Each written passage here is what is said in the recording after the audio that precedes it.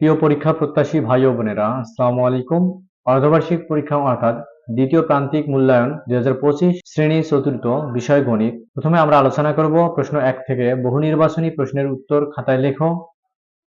5 অঙ্কের বৃহত্তম সংখ্যার পরের সংখ্যা কত? প্রশ্ন 2। 1 অযুত কত? প্রশ্ন 3। 5768 ও 5642 সংখ্যা দুইটির একক স্থানের অঙ্কের বিয়োগফল কত? প্রশ্ন 4। পিতা ও পুত্রের বয়সের সমষ্টি 50 বছর, পিতার বয়স 36 বছর হলে পুত্রের বয়স কত? প্রশ্ন 5। 10টি 500 টাকার নোট সমান কত টাকা? প্রশ্ন 6। তামিম প্রতিদিন 500 টাকা আয় করে, সে মাসে কত টাকা আয় করেন? প্রশ্ন 7। কোনটি ভাজক অপেক্ষা ক্ষুদ্রতম? প্রশ্ন 8। 30টি কলম 5 জন ছাত্রের মাঝে ভাগ করে দেওয়া হলো, প্রত্যেকের কয়টি পরে কলম আছে? প্রশ্ন 9। ভাজ্য 237 ভাগশেষ 6 ও ভাজক 11 হলে ভাগফল কত? প্রশ্ন 10। তুলি ও তাসকিয়ার 250 ও 190 টাকা থাকলে দুজনের টাকার পার্থক্য কত? প্রশ্ন 11। সম্পর্ক প্রতীক নিচের কোনটি? প্রশ্ন 12। 18 গুণন ড্যাশ ঘর ইকুয়াল 108, এখানে ফাঁকা ঘরের নিচের কোনটি বসবে? প্রশ্ন 13। 25 ও 45 এর লসাগু কত? প্রশ্ন 14। 18 সংখ্যাটির মৌলিক উৎপাদক কয়টি? প্রশ্ন 15। নিচের কোনটি বড়? প্রশ্ন 16। 3/4 যোগ 1/4 এর যোগফল কত? প্রশ্ন 17। 0.5 দশমিক সংখ্যাটিকে কি বলে? প্রশ্ন 18। 18,000 গ্রাম সমান কত কেজি? প্রশ্ন 19। একদিন সমান সমান কত ঘন্টা? প্রশ্ন 20।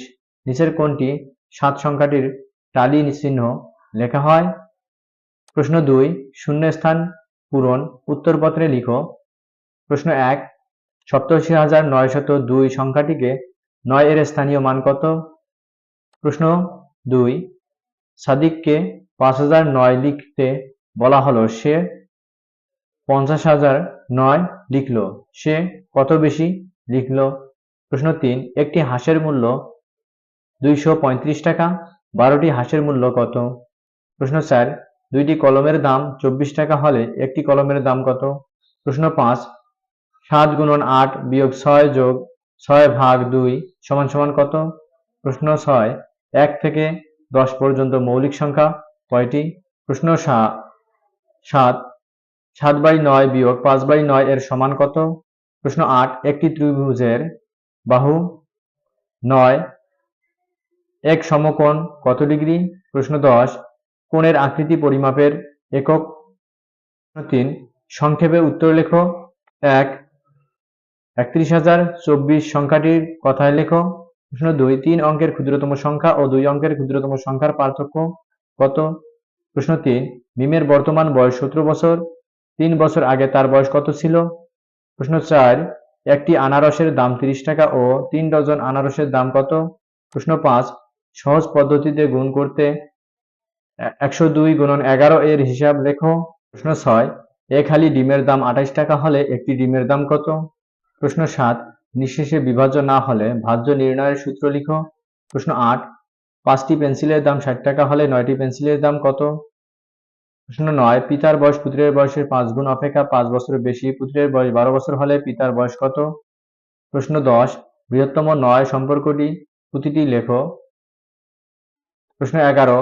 গসাগু বলতে কি বোঝো? প্রশ্ন 12। কোনটির নির্দিষ্ট দৈর্ঘ্য ও প্রান্তবিন্দু নেই? প্রশ্ন 4। বড় প্রশ্নের সমাধান উত্তরপত্রে লিখো। 12টি প্রশ্নের মধ্যে যে কোনো 10টি প্রশ্নের উত্তর দিতে হবে। পরিমাপ ও সময়, জ্যামিতি ও উপাত্ত হতে কমপক্ষে একটি করে প্রশ্ন অবশ্যই দিতে হবে। গণনা ও সংখ্যা। প্রশ্ন 1। নিচের সংখ্যাগুলোকে বৃহত্তর থেকে ক্ষুদ্রতর এবং ক্ষুদ্রতর থেকে বৃহত্তর ক্রমে সাজিয়ে চিহ্ন দ্বারা প্রকাশ করো। প্রশ্ন 2। 3টি সংখ্যার যোগফল 84,002, 84,025, তাদের মধ্যে দুইটি সংখ্যা 12,450 ও 37,865 হলে তৃতীয় সংখ্যাটি কত?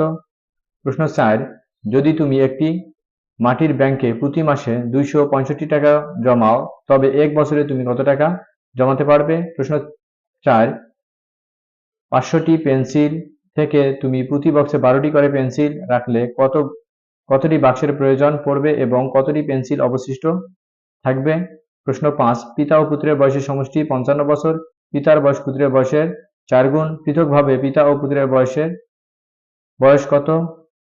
প্রশ্ন 6, দুইটি ঘন্টার মধ্যে লাল ঘন্টাটি প্রতি 8 মিনিট অন্তর, হলুদ ঘন্টাটি প্রতি 6 মিনিট অন্তর বাজে। ঘন্টা দুইটির দুপুরে 12টা একত্রে বাজে, পরবর্তীতে কোন সময় ঘন্টা দুটি একত্রে বাজবে?